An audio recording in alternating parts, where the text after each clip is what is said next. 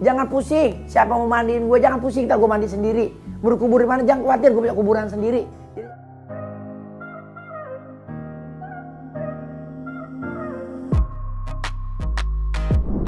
Hai studio artis.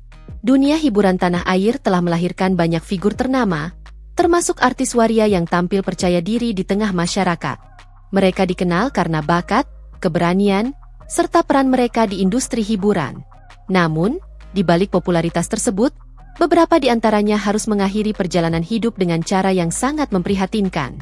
Artis transgender meninggal dimakamkan kembali sebagai pria selalu menjadi perhatian masyarakat.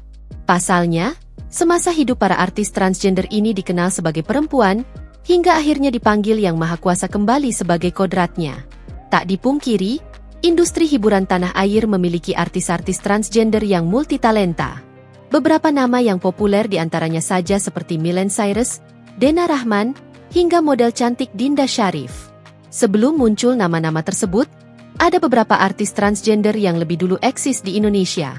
Namun sayangnya, kini mereka sudah tiada dan meninggalkan duka yang mendalam bagi keluarga serta tentu saja para penggemarnya.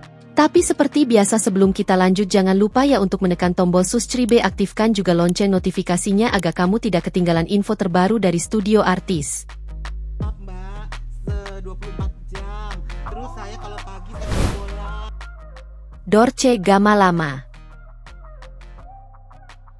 Dorce Gamalama adalah salah satu sosok transseksual terpopuler yang ada di Indonesia. Karirnya di dunia entertainment tanah air memang sudah tak perlu dipertanyakan lagi. Awalnya, ia terlahir sebagai seorang laki-laki bernama Deddy Yuliardi, yang terlahir dari pasangan Ahmad dan Dalifah, pada tanggal 21 Juli 1963 di Solok, Sumatera Barat. Kemudian, pada tahun 1983, tepat saat ia berusia 23 tahun, Dorce melakukan operasi ganti kelamin di Rumah Sakit Soetomo, Surabaya. Selama hidupnya, Dorce hanya menikah 2 kali, dengan pria bernama Asep Maskar pada 2009 silam, dan dengan pria bernama Dinky Ardilano pada 16 Mei 2013 silam. Walaupun transgender, Dorce Gamalama pernah melaksanakan ibadah haji pada 3 Juli 1990. Setelah mendapat gelar hajah, Dorce tetap eksis di dunia hiburan tanah air sebagai penyanyi, pemain, dan pelawak Indonesia. Namun, seiring berjalannya waktu, nama Dorce Gamalama yang dulu sangat populer kini digantikan oleh artis pendatang, sehingga nama Dorce pun terhapus oleh zaman. Lama tidak ada kabar. Tepat pada Rabu, 16 Februari 2022, Dorce dinyatakan meninggal dunia karena komplikasi penyakit diabetes mellitus dan COVID-19. Akhir hayatnya, ia bukan wanita tulen melainkan transgender. Batu nisan pun tertulis bukan nama Dorce Gamalama, melainkan nama Deddy Yuliardi Asadi sebagai nama pemberian orang tuanya. Operasi kelamin, operasi payudara itu kebutuhan dari umur gue 23 tahun sampai sekarang.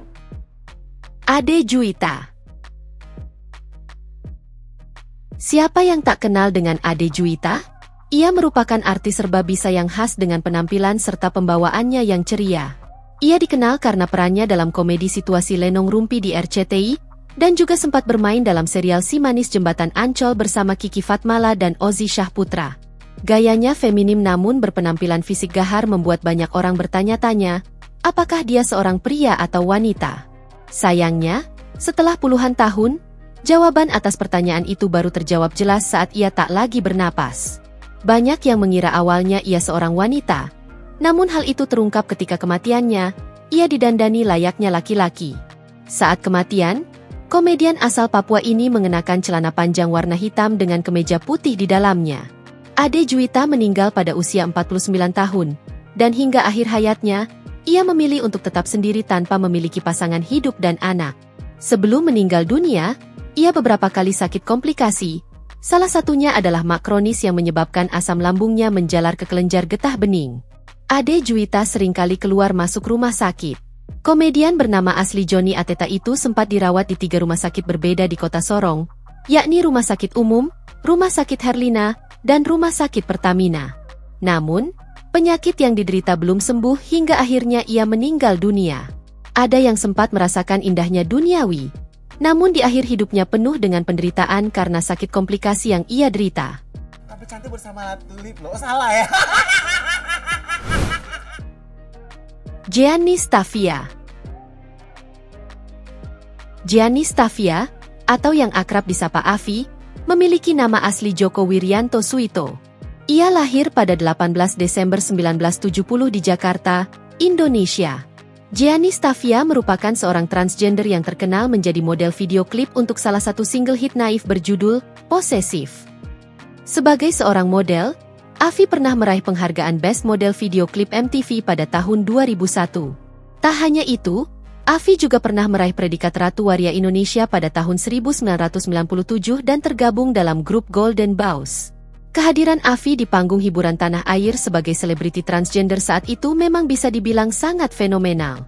Dia menjadi selebriti transgender yang populer sebab kerap tampil di sejumlah program televisi Indonesia. Afi tercatat pernah membuat heboh publik dengan rencana pernikahannya dengan seorang pria bernama Paul Juren. Padahal Afi sendiri diketahui adalah seorang pria. Selama itu, Afi memang mengakui jika dirinya terlahir sebagai seorang pria. Beberapa tahun mengecap mewahnya dunia hiburan, Afi harus menerima kenyataan pahit saat dirinya divonis menderita kanker paru-paru. Selama berjuang melawan penyakitnya itu, tubuh Afi menjadi sangat kurus. Afi meninggal dunia pada tanggal 19 Januari 2006. Sebelum wafat, diketahui Afi sempat berpesan kepada ibunya bahwa dia ingin dimakamkan sebagai seorang pria dan menyandang nama lahirnya, Joko Wiyanto.